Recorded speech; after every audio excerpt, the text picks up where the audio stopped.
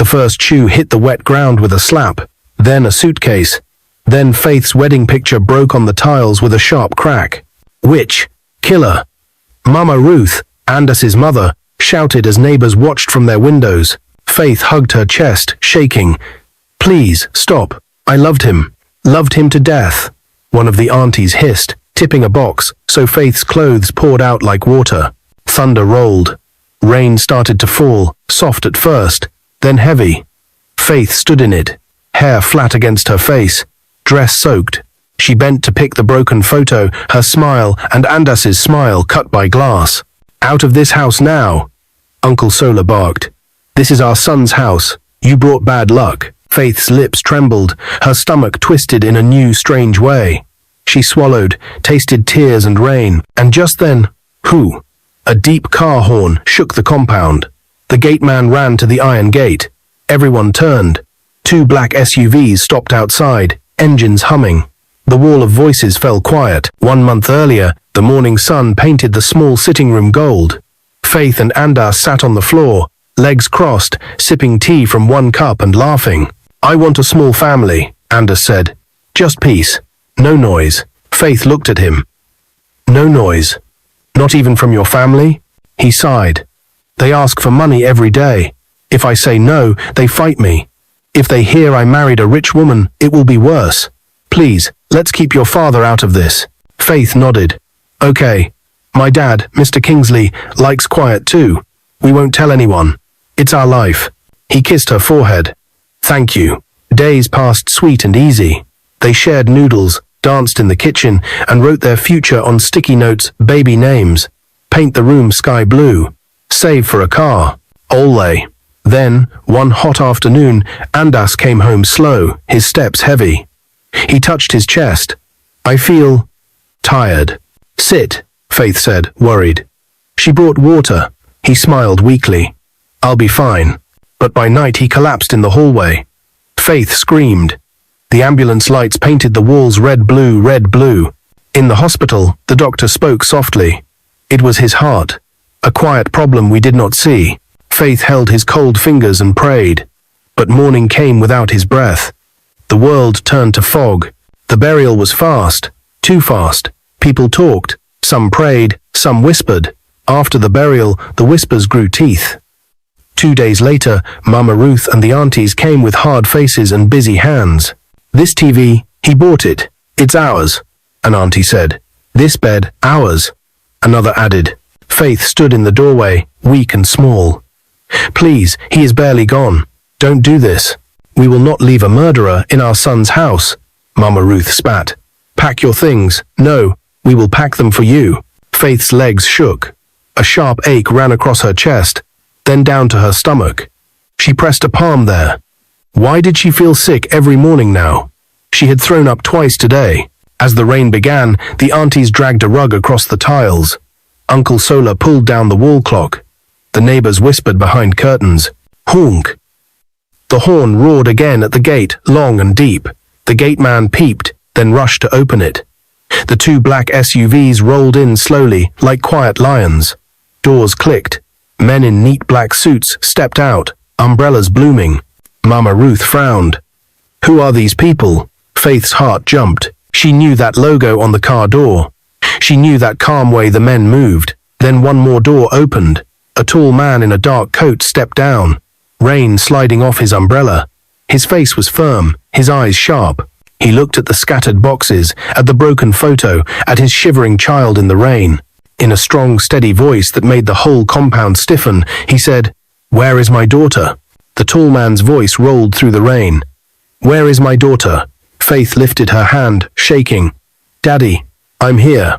Gasps jumped around the compound. The aunties looked at one another. Mama Ruth squinted. "Daughter? Whose daughter?" The man stepped closer. His umbrella dripped.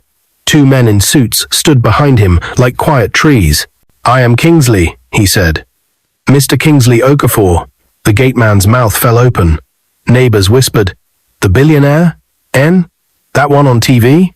Mama Ruth folded her arms. "Billionaire or not, this house is my son's. This girl killed him and wants to eat his things." Mr. Kingsley's face stayed calm, but his eyes went hard. Nobody is eating anything, he said.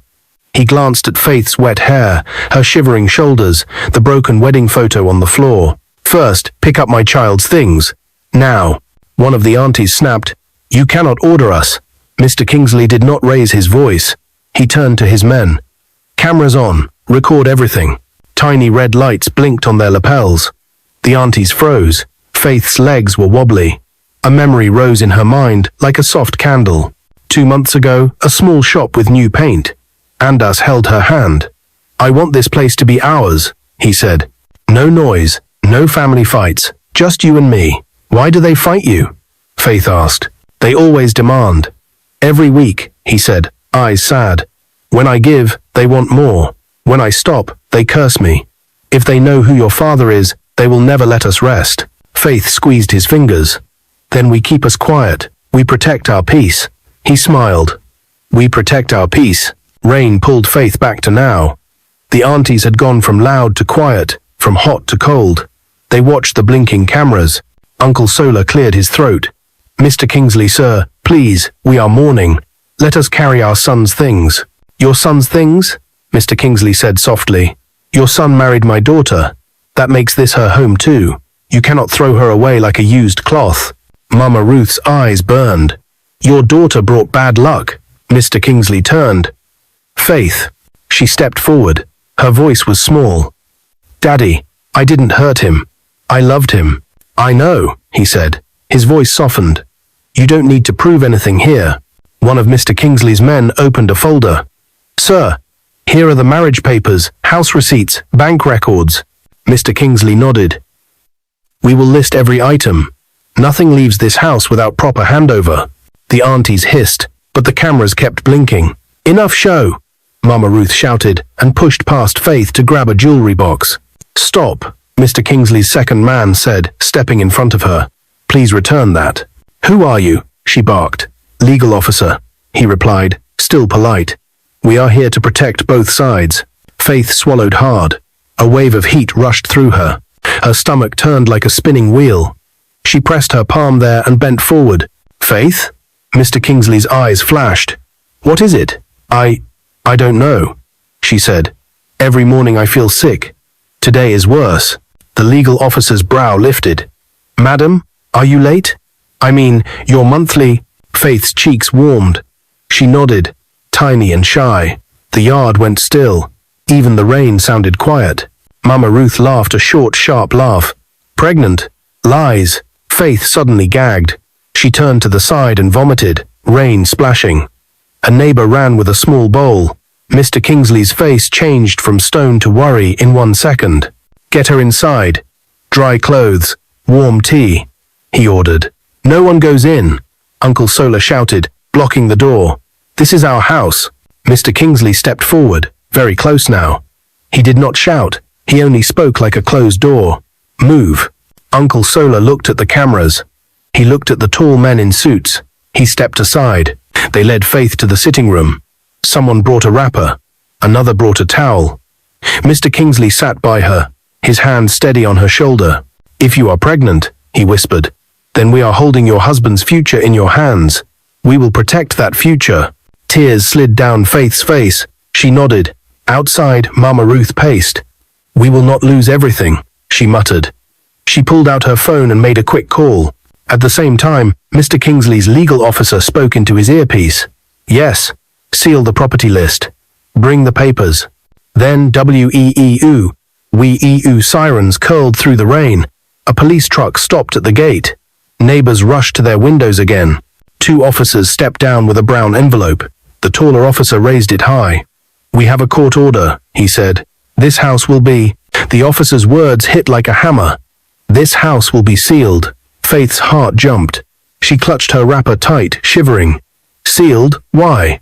The officer opened the brown envelope and read, on the petition of the late Mr. Andas's family, this property is to be repossessed, pending investigation of inheritance and suspected foul play. Gasps rolled through the compound. Neighbors whispered again. Louder this time. Foul play? Did you hear? They called police. They want the house by force. Mama Ruth stepped forward with fake tears in her eyes. Officers, please, we only want justice for our son. This girl killed him and now claims to carry his child. Her voice cracked, but her eyes glittered. Mr. Kingsley stood slowly, calm but tall. "Officers," he said, "I am Kingsley Okafor. This is my daughter. I have documents proving her marriage to Andas, and bank receipts showing his ownership of this house. She has every right to be here." He handed the legal officer's folder to them. One officer scanned the papers, his brow furrowed. "But sir, this petition came from the family of the deceased." Mr. Kingsley cut him short. "Yes, the same family looting the house right now while you stand here. Cameras are recording." The younger officer shifted uncomfortably. "Still, the order says, court orders can be challenged," Mr. Kingsley said firmly. "And if you try to remove my daughter tonight, I promise you by morning, this case will be on every national headline. Do you want to explain to the chief judge why you harassed a grieving widow, Billionaire's daughter, and mother-to-be without proof?" Faith lifted her face, shocked at her father's strength. The officers hesitated. Neighbors held their breath. Mama Ruth hissed, "Don't listen to him. He thinks money can buy everything." But before she could say more, Faith suddenly staggered. A sharp cramp bent her double. She grabbed her stomach and cried out, "Daddy, something's wrong." The police forgot their papers. Everyone turned. Mr. Kingsley caught her before she fell. "Call a doctor now," he shouted. "I'll get the car." One of his men ran out. Faith's breaths came shallow. Her hands pressed her stomach. "It hurts so much." Mr. Kingsley held her tightly. His voice shook for the first time. "Stay with me, Faith. Please, stay with me." Mama Ruth folded her arms, muttering under her breath. "Pretender, she wants pity." But her words died when a loud wail broke out. Faith was sweating, her body trembling. The black SUV roared to life. They carried her out in the rain, umbrella over her head. Neighbors shouted, "Take her to the hospital. Pray for her." The officers looked at each other, lost between the papers and the scene before them. As they placed Faith gently inside the SUV, her lips moved faintly. "Daddy, don't let them take my baby." "I won't," Mr. Kingsley said, his jaw tight. "I won't let them touch you or the baby." The SUV door slammed shut. Tires splashed water as it sped out of the compound. Back inside, Mama Ruth and the aunties looked shaken. Uncle Sola whispered, "What if she really is pregnant?" Mama Ruth's face hardened. "Then we lose everything. That child will take the inheritance. We must not allow it." She pulled out her phone again, dialing quickly. "Hello? Yes, we need another plan. If she survives tonight, then tomorrow." The hospital lights were bright and cold. Machines beeped softly as nurses rushed Faith into the emergency ward. Mr. Kingsley paced outside, rain still dripping from his coat. His fists were tight, his heart beating like a drum. A doctor finally came out, wiping his glasses. "Doctor, how is she?" Mr. Kingsley demanded. The doctor gave a small smile. "She is stable now. The pain came from stress and weakness. But congratulations, sir. Your daughter is 2 months pregnant." Mr. Kingsley froze, then slowly exhaled. His eyes grew wet. "So it's true?" "Yes," the doctor nodded. "But she must avoid stress. Her blood pressure is too high. Any more harassment could endanger both mother and child." Inside the ward, Faith lay pale but breathing softly. She turned when her father entered, tears in her eyes. "Daddy, is my baby safe?" "Yes, my daughter," Mr. Kingsley said, sitting beside her. "Your baby is safe, and I will protect you both with everything I have." Faith gripped his hand. "Andas wanted peace, Daddy. He said if we had a baby, it would be his legacy. Please, don't let them take it away." Mr. Kingsley kissed her forehead. "They won't, I promise you." But while Faith rested, outside the hospital, shadows were moving. Back at the compound, Mama Ruth slammed her hand on the table. "Pregnant?" she barked. The aunties looked worried. "If it's true, the child will inherit Andas's estate," one whispered. "And we will get nothing," another added. Mama Ruth's eyes were sharp. "Then, we cannot let her return. We will push harder in court. That house, that business, everything must come back to us." "But what if the billionaire father fights?" Uncle Sola asked nervously. Mama Ruth smirked. "Money is strong, but lies are stronger. We will make everyone believe she trapped Andas, poisoned him, and invented this pregnancy to cover her crime." The aunties gasped. "But what if the truth comes out?" Then we bury it, Mama Ruth snapped. She picked up her phone. Tomorrow morning, I will call a reporter. Let the whole world hear that Faith is a killer and a liar. By the time we are done, no one will pity her. Meanwhile, in the hospital corridor, Mr. Kingsley's legal officer returned with a folder. Sir, I just got new information. Andas had a secret savings account. Mr. Kingsley frowned. How much? The officer opened the file. Over 50 million naira. He saved it quietly, in his son's name. He must have planned for the future. Faith overheard and gasped. In his son's name? But I didn't even tell him I was pregnant before he died. Mr. Kingsley's brows tightened. He knew. Somehow, he knew. The truth struck Faith's heart like sunlight through clouds. Her tears flowed. He always said, I'm saving something for tomorrow. He was saving for our child. Mr. Kingsley squeezed her hand. That money, the house, everything, they belong to you and your baby, and I will make sure no one steals it. But as he spoke, a nurse walked in nervously. Sir, there is a crowd outside the hospital gate. Reporters and strangers. They're shouting Faith's name. Faith sat up, confused. Reporters? Why? The nurse lowered her voice. Madam, someone has already spread news that you killed your husband and you are faking pregnancy to steal his property. Faith's face went pale. Mr. Kingsley's eyes turned to steel. He stood tall. So they have started their war. Then they will see mine. Suddenly, the hospital lights flickered. Shouts rose outside.